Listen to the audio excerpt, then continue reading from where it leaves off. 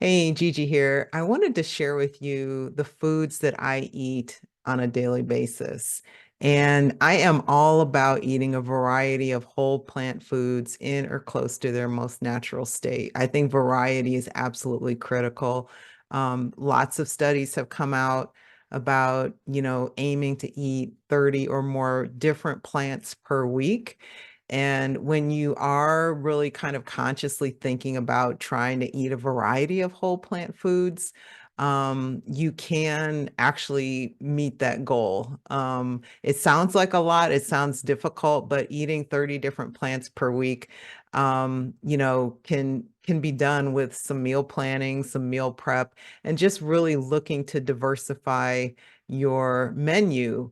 With that said, there are certain foods that I eat daily. Okay, even though I eat a variety, I do get more than 30 plants per week, as far as that goes. But there are, certain things that I do eat on a daily basis. And I wanted to go through those foods, and some of them are very specific foods, and then there are some that are more like a family of foods, like types of foods. So I'll kind of dissect those as I go through. I don't know if that's cheating or not, but anyway, it's kind of how I look at it.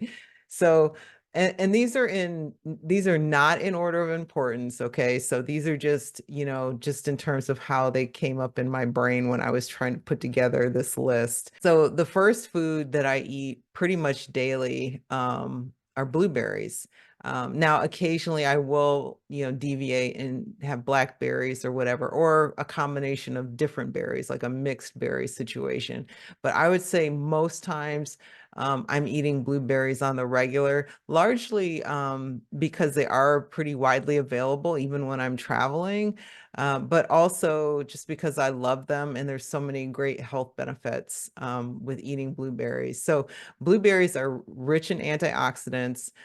They have this specific phytochemical. Phyto just means plant chemical, called anthocyanin. So cyanin, you might be familiar with that word because it means blue. So the anthocyanins are basically the pigment in those dark purple, blue foods like blueberries.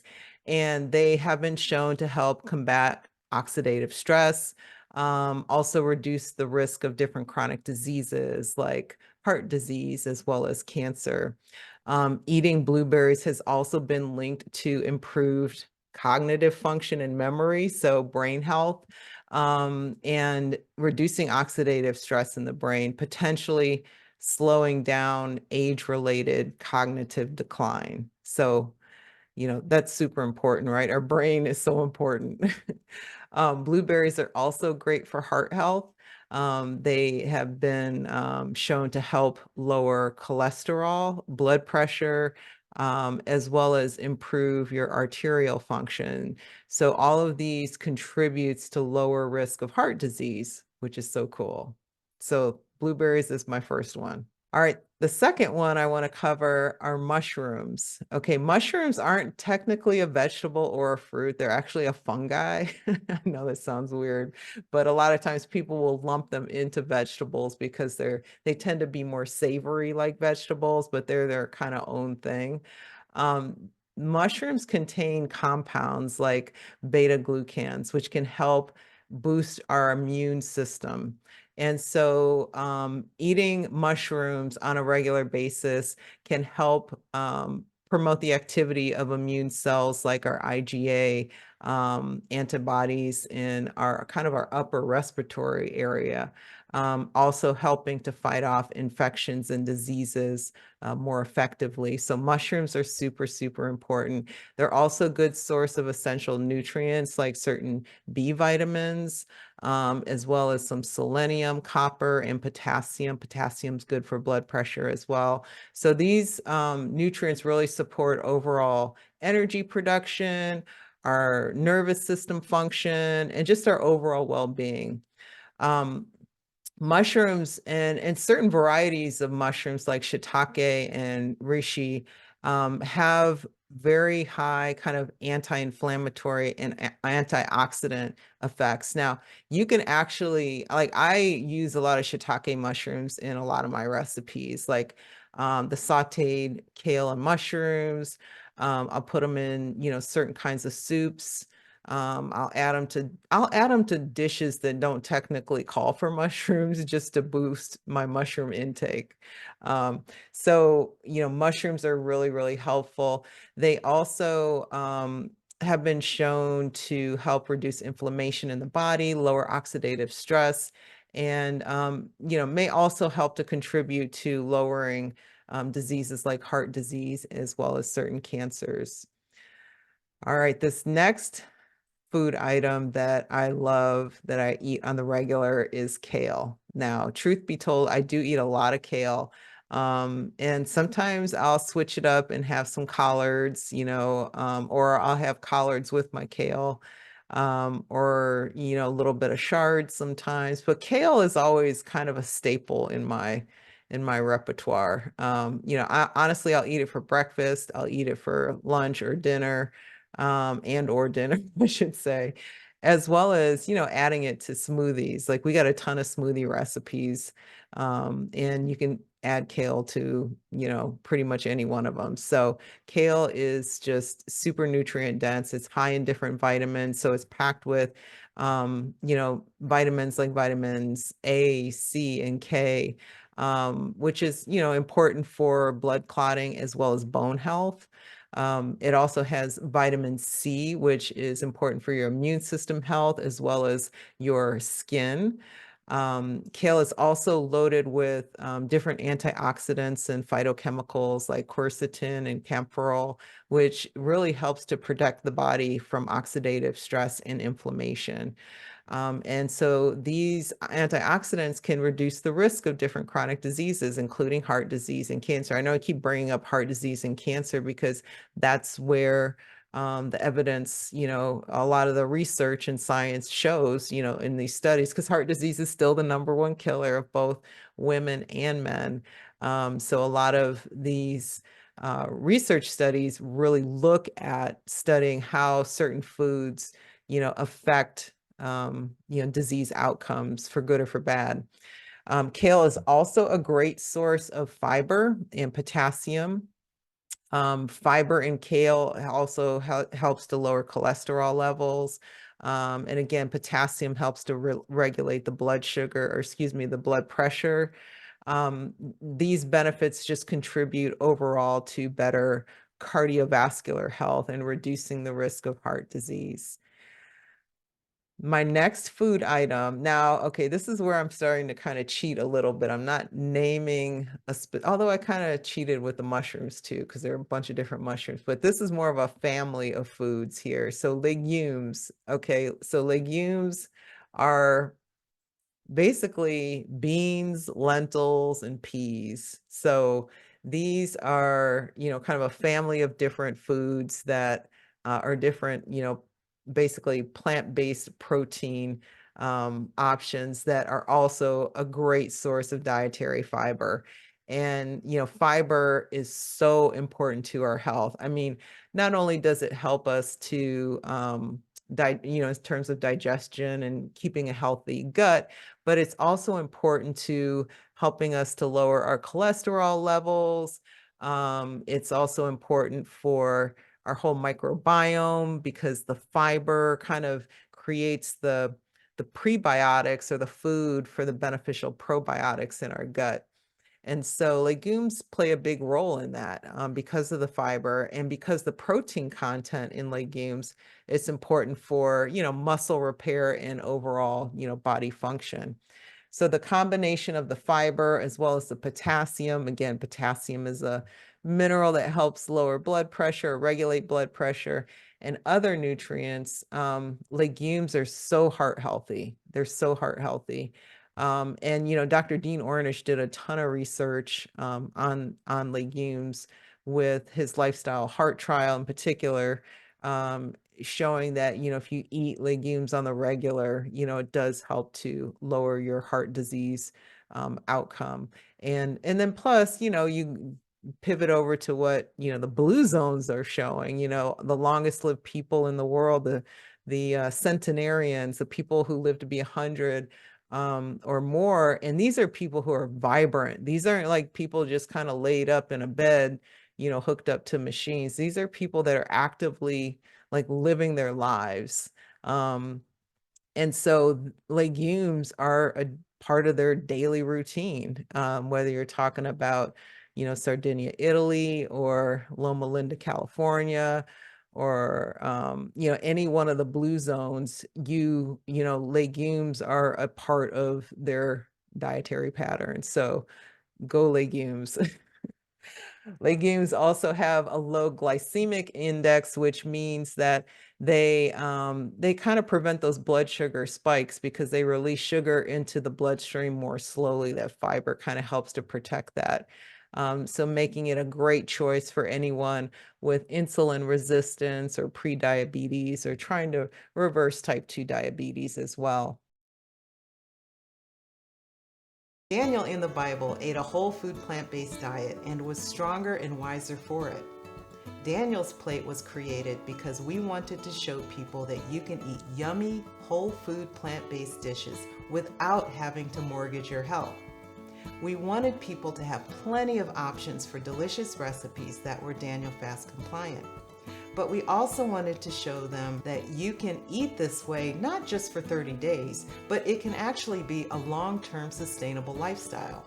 So whether you're doing the Daniel Fast or you want to eat healthier meals, Daniel's Plate is your eat better, not less, whole food plant-based recipe website that will inspire you to make healthy living a lifestyle. All right, this next food item, again, sorry, y'all. It's kind of a family or grouping of foods, whole grains. Okay. So, I do like, and those that know me, y'all know that I like my morning breakfast, my first breakfast of the morning. I eat like 2 breakfasts in the morning. So I eat this, I call it a banana almond butter sandwich. And what I do is I take 2 slices of whole grain bread or sprouted grain bread, and I toast it lightly. And then I put like on one piece of the bread, just a thin layer of almond butter. Sometimes I'll use peanut butter, but usually most times when I'm making it here at home, it's like almond butter or a nut and seed butter, like not to digress too much, but Costco has this, great kind of nut and seed butter. It's got like a bunch of different like nuts and seeds in it. I think it's got cashews, almonds, chia seeds, probably has some flax seeds in it, might have some pumpkin seeds. I don't know. It's like a combination of like different seeds and nuts. And so I'll just put like a thin layer on one side of the bread. Then I'll take, depending on how big the bread is, I'll take either 1.5, or 2 bananas. And then I like line them up like little soldiers on the one side of the bread. Then I take the other side, the second piece of toast, and then I like smash it into the bananas that are lined up like little soldiers. And then I cut it in half. And that's kind of that's what I that's what I eat in the morning when I take my vitamins. So that's kind of my routine. That's how I do it. And then my second breakfast will either be I'll vary that. I know I'm digressing, but just bear with me.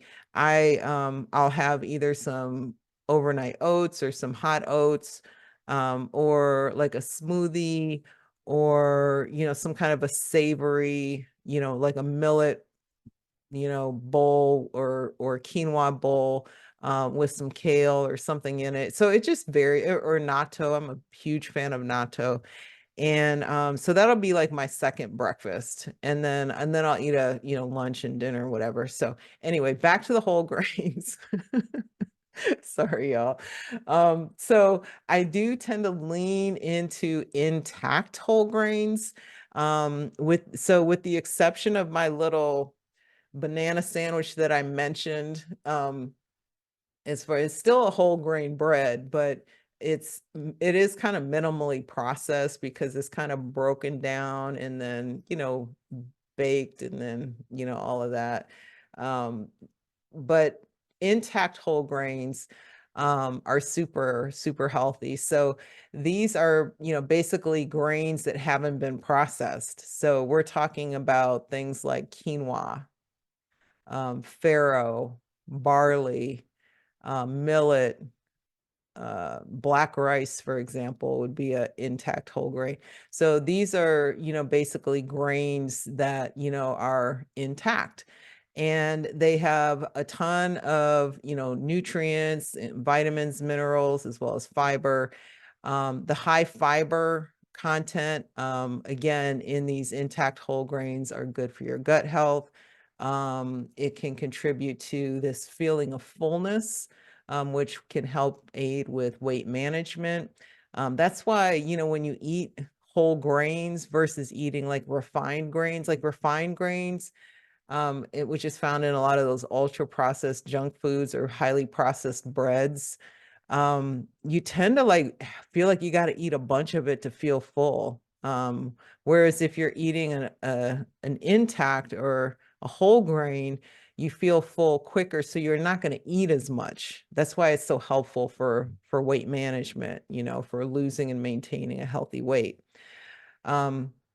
So these whole grains are beneficial for heart health, their ability to, lower cholesterol levels and improve blood pressure, the fiber, the antioxidants, and the other compounds that are found in these intact whole grains also can contribute to lowering inflammation, which, can also help to lower the risk of, different chronic diseases like heart disease.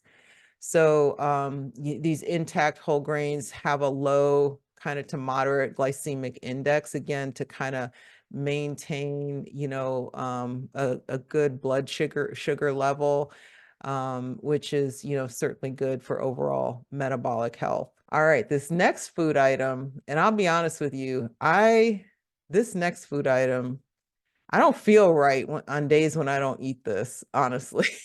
Like, like if I'm traveling, this is when it's hard. Like if I'm traveling and it's hard to get this next item, I don't feel like myself. Like the other things I can get pretty easily. I could kind of, go to a good salad bar, or food bar, or if I'm in a Airbnb, it's pretty easy to just kind of get some stuff and whip it up. And even when I'm at an Airbnb. So this next food item, without further ado, are sweet potatoes. That's right, sweet potatoes. They are a staple in my diet. I eat them literally every single day. And whenever I go to the store, I always pick up more. And my husband's like, why are you buying so many sweet potatoes? It's because I'm eating them all the time.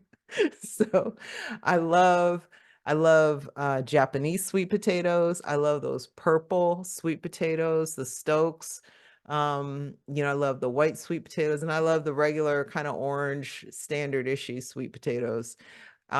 These sweet potatoes are a great source of different vitamins, and minerals, as well as things like, manganese and fiber and vitamin A, the beta carotene, and antioxidants in sweet potatoes are good for things like eye health, your immune system, your skin health.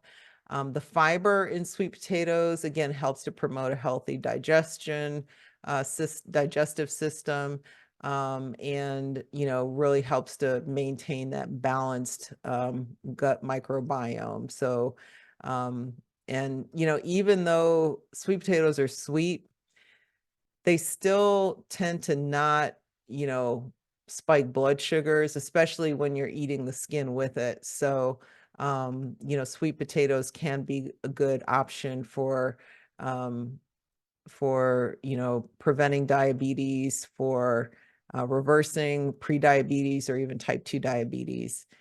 Also depending on all the other things you're eating with it. I tend to eat my sweet potatoes just plain, or I'll throw like a little bit of cinnamon on it. I don't do no butter. I don't do nothing else. It's just plain or a little bit of cinnamon, and that's it. So just, don't mess up the sweet potato adding a bunch of stuff to it.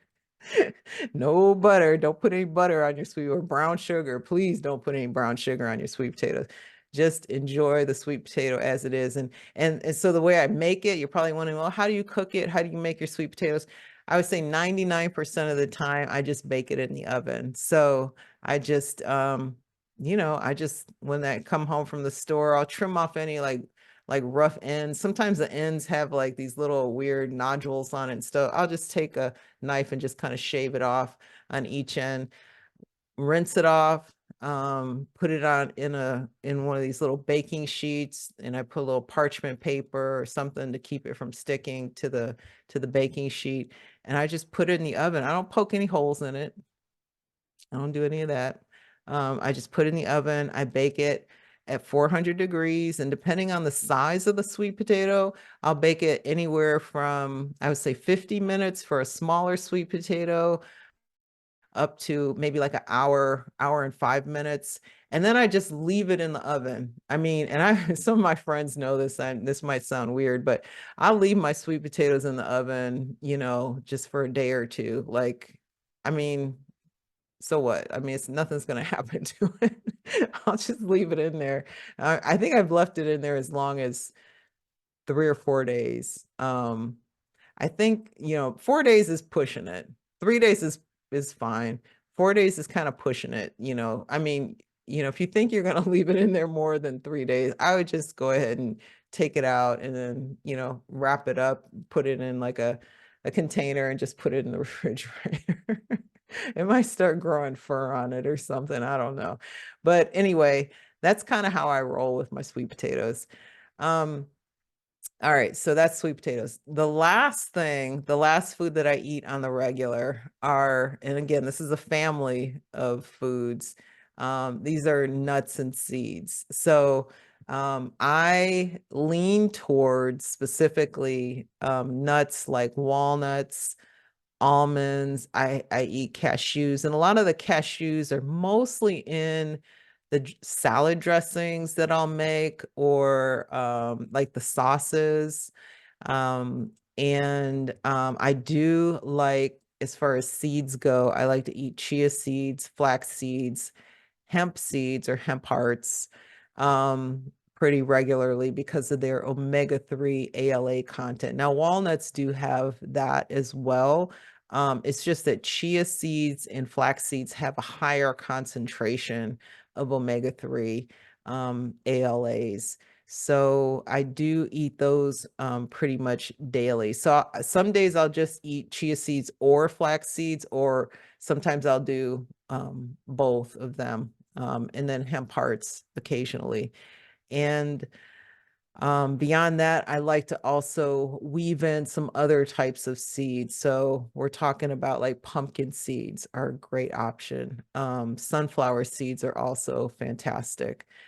There's just, so much in the plant kingdom as far as, nuts and seeds go. Just getting some form of nut or seed in on a regular basis is a good idea, because these are, healthy plant fats, particularly monounsaturated and polyunsaturated fatty acids, which, can, help with, a healthy heart. And again, the essential omega-3 fatty acids found in like the chia seeds and the flax seeds and the hemp hearts further support, cardiovascular health. Nuts and seeds are also excellent sources of vitamin E, which is really good for you, especially when you combine the E and the C. You got that chain breaking antioxidant thing going on, which is really good. Also a good source of magnesium. Selenium, ooh, that's another thing. I almost forgot about that. So Brazil nuts is another nut that I consume practically daily. I just pop one Brazil nut as like a pill, because it is such a great source of selenium. I think it's the highest source of selenium as far as, foods go.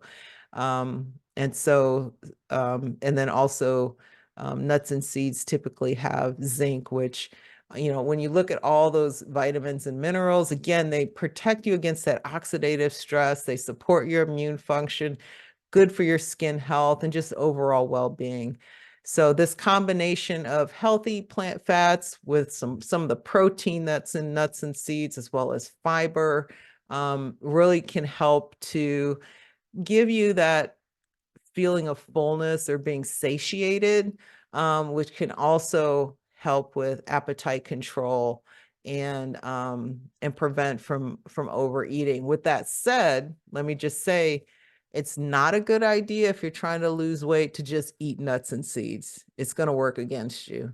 You only use nuts and seeds after you've eaten, after you've had enough, you know, lower calorie density foods. And that, I guess, would be a video for another time. But, you know, nuts and seeds can play a role in helping with weight management, so long as you portion control those nuts and seeds and they don't become the main staple. But anyway, I'm again digressing.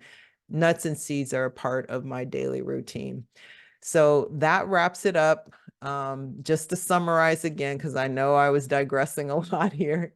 My daily, the foods that I eat on a daily basis are blueberries, all right, mushrooms, kale, legumes, again, beans, peas, lentils, whole grains, sweet potatoes, nuts and seeds. All right. So I will leave it at that, and feel free to share this video, comment below if you have any comments, or ask if you have any questions. Feel free to ask in the comment section below. All right. Until next time.